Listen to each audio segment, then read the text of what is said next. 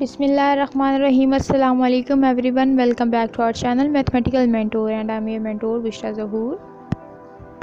I hope you all are doing well and I am also good, alhamdulillah. Our today's topic is irrational numbers. So let's start our today's topic. An irrational number is a real number that cannot be written as a simple fraction. एक irrational number real number ही होता है, लेकिन वो एक simple fraction की form में नहीं लिखा जाता।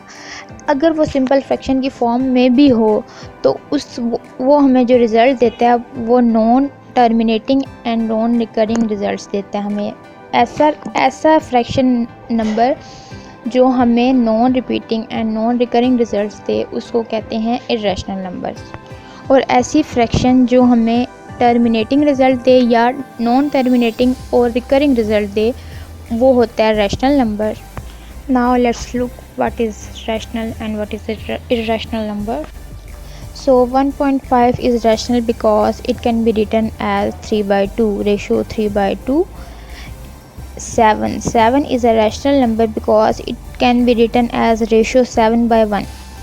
0.333 and so on.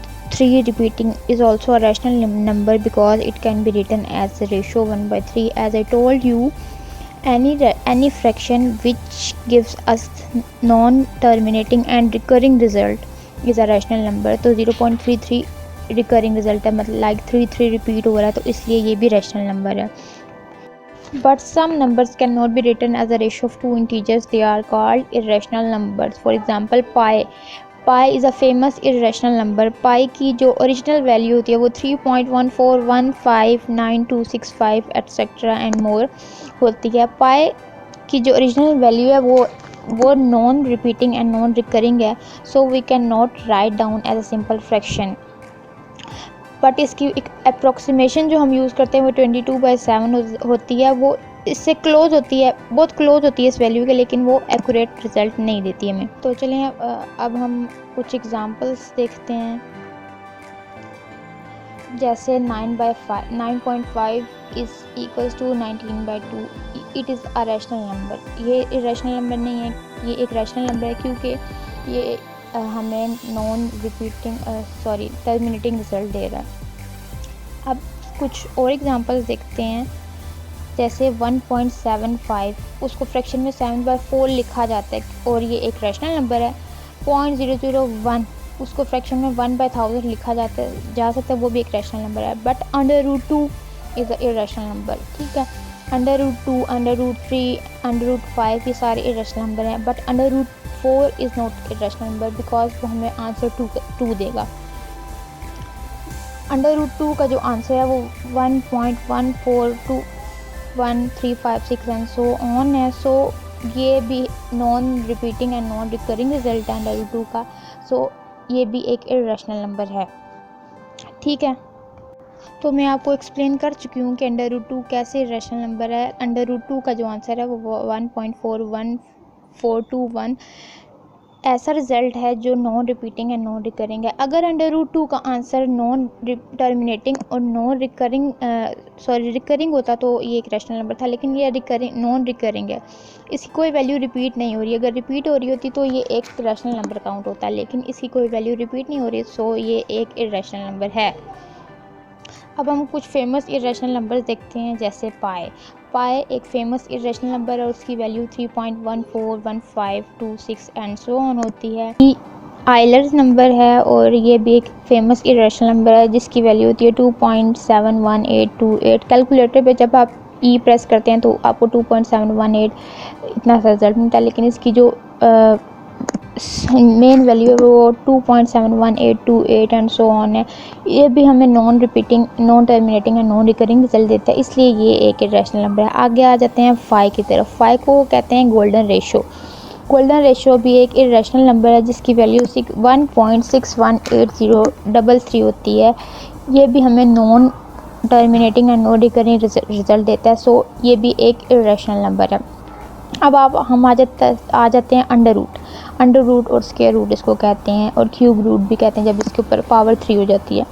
तो √3 और √3 हमें जो रिज़ल्ट देता है 1.7320, ये भी एक इरेशनल नंबर है और अंडर रूट 99 हमें रिजल्ट देता है 9.9498 एंड सो ऑन, ये भी एक इरेशनल नंबर है। But as I told you under root 4 is a rational number, क्योंकि अंडर रूट 4 हमें 2 आंसर देता है जो कि एक टर्मिनेटिंग रिज़ल्ट है, और अंडर रूट 9 हमें आंसर देता है 3, वो भी एक टर्मिनेटिंग रिज़ल्ट है। तो ये अंडर रूट 4 और अंडर रूट 9 इरेशनल नंबर नहीं हैं, ये रैशनल नंबर्स हैं। अब हम देखते हैं कि जब हम दो रैशनल नंबर्स को मल्टीप्लाई करते हैं तो हमें क्या रिजल्ट्स मिलते हैं। जैसे हम पाई को पाई के साथ मल्टीप्लाई करते हैं तो हमें पाई स्क्वायर आंसर आता है। पाई आपको पता है इरेशनल नंबर है, तो पाई का स्क्वायर भी इरेशनल नंबर है। But under root 2 into under root 2 हमें रिजल्ट देता है 2, जो कि एक रैशनल नंबर है। तो मल्टीप्लाई इरेशनल नंबर्स को जब हम मल्टीप्लाई कर रहे होते हैं तो काफ़ी से केसेस ऐसे आ जाते हैं कि उनकी मल्टीप्लिकेशन हमें रैशनल नंबर रिजल्ट देती है, और काफ़ी से केसेस ऐसे आ जाते हैं जिनमें वो हम लोगों को एक इरेशनल नंबर रिजल्ट देता है। तो इतनी सी बात आपको समझ आ गई होगी। अब हम अपने कुछ क्वेश्चंस की तरफ बढ़ते हैं। क्वेश्चंस हैं कुछ। पहला क्वेश्चन जैसे कि भी आपको स्क्रीन पे नज़र आएगा।